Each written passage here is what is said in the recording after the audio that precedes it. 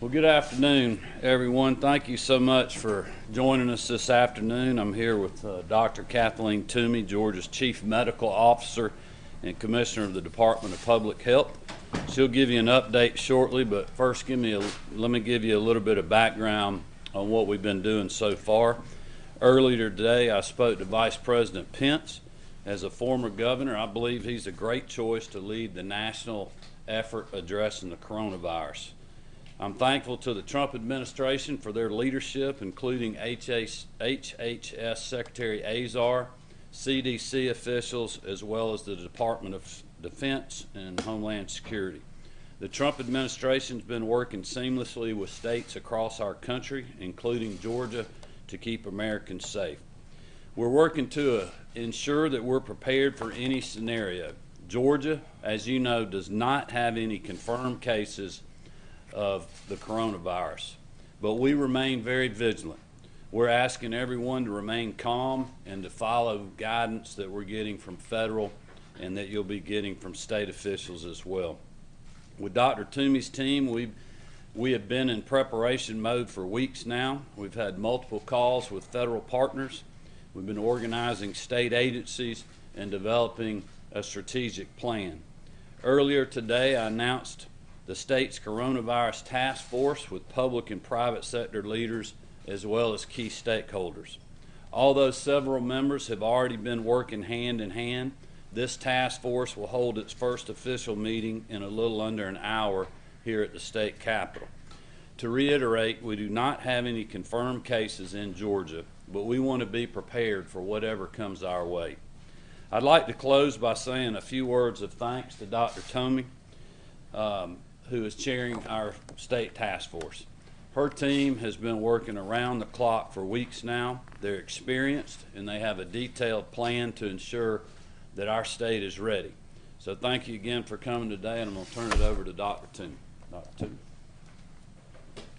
Thank you, Governor Kemp, and thank you very much for your leadership, because your leadership has given us support that we've needed to do the work that we are doing moving forward.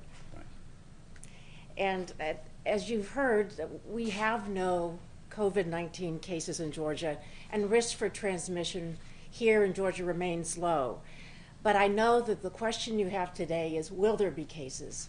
We have no way of knowing when or if we will have COVID-19 cases. What we do know is that we have a robust plan in place, a plan initially developed for this type of outbreak, pandemic influenza, and we're currently working with other state agencies and statewide partners to ensure we have all the systems in place to respond. We're communicating regularly with medical providers and hospitals, as it is critical that we continue to work together to identify possible cases and successfully prevent new cases in the community. This is not the first time public health has responded to outbreaks or the introduction of new or unusual infections. H1N1 was in 2009. The Ebola virus became an issue for us in 2014. There was West Nile, there was Zika virus, and even our everyday recent responses to more routine infections, including seasonal influenza and measles, demonstrate our capacity to respond quickly to prevent spread of infection in the community and rapidly coordinate with medical providers and hospitals. We will build on these capacities for any COVID-19 response. These activities have been going on in Georgia for many weeks. We are literally in multiple daily contacts with CDC and working very, very closely with them.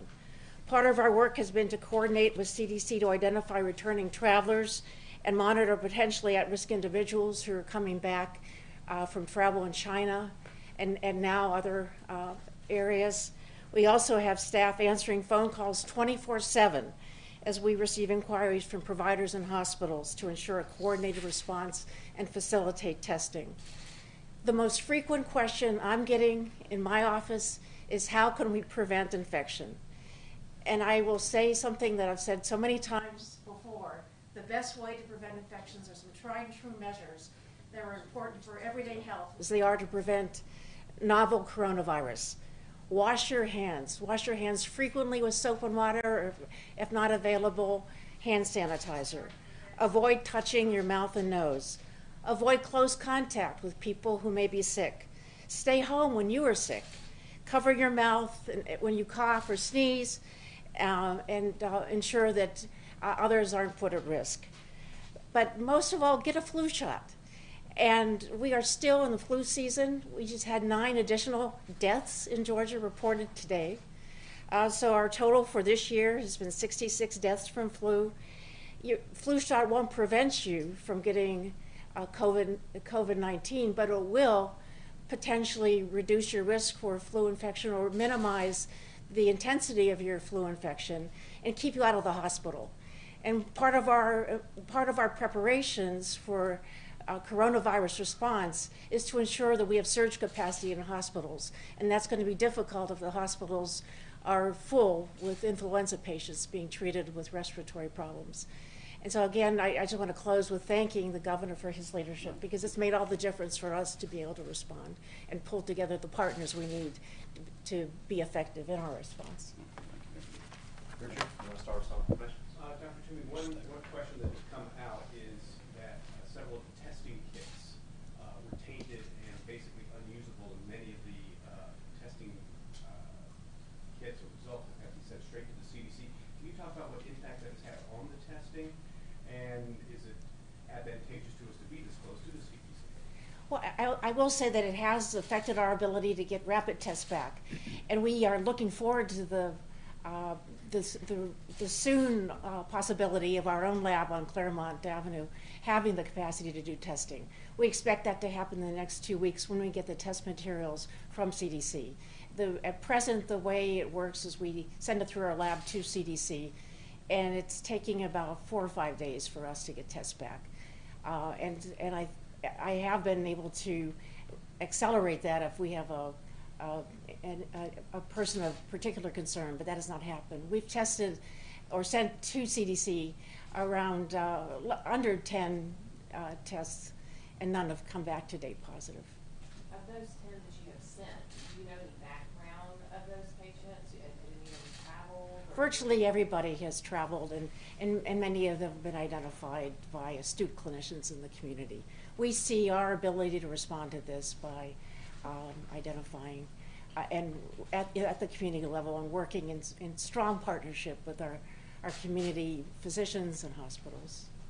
Governor, what's some of the first things you and the task force are going to be talking about today? Well, thankfully, we'll just talk about the plan that we've been working on, kind of talk a little bit more about what I talked to the Vice President about today, and that is, they stand ready from a funding perspective to support the states. I think it was the first conference call I was on with the White House, the nation's governors, and Secretary Azar. I mean, they realized that the states and the county health departments and directors like Dr. Toomey are on the front lines of this, and they stand ready to work with us. So we'll be talking about things that we have spent money on, things that we may spend money on, so that they can be prepared and have a heads up on that as well. And we've really broadened the team a little bit more to make sure that we're just covering all our bases. And the bottom line is we just want to be prepared. We are preparing for the worst and hoping for the best on this. Governor, how do you respond to critics who say that budget cuts have made the state a little less prepared in terms of health? Well, I would tell Georgians they do not need to worry about that. That's what we have emergency funds for, number one. Dr. Toomey can speak to her agency. As she said many times, this is not going to affect the local health departments. And also the Trump administrations, and exactly what I talked to the Vice President about today, that they stand ready to provide resources to us. So I would tell people not to focus on that, but to focus on the other things that they're hearing from state and federal officials, and that's exactly what we're doing today. What about the airport in terms of it being such a big, large hub? Are you guys going to focus more on that area in terms of all the travelers coming in? Well, we have some members on the task force from the city and the director at the airport, so we'll certainly be talking to them about that. But I just came from the airport. I was in the airport yesterday, and there's still a lot of people going through the airport, and I would just urge people to follow the direction that they're getting from health officials like Dr. Toomey just gave everybody. Just Be careful about contact you're having with folks. Wash your hands, use good practices, and just be smart. If you start getting a fever, don't travel. Just common sense things, and then we'll keep our fingers crossed here and hope it doesn't come. And if it does, we have a good plan in place to do that. And we're thinking, 2 weeks ago we were thinking weeks and months out. We weren't waiting till today to start thinking about, well, what if this or what if that. That is what this teams have been working on for several weeks now. So we'll be ready. All right, well, thank you all.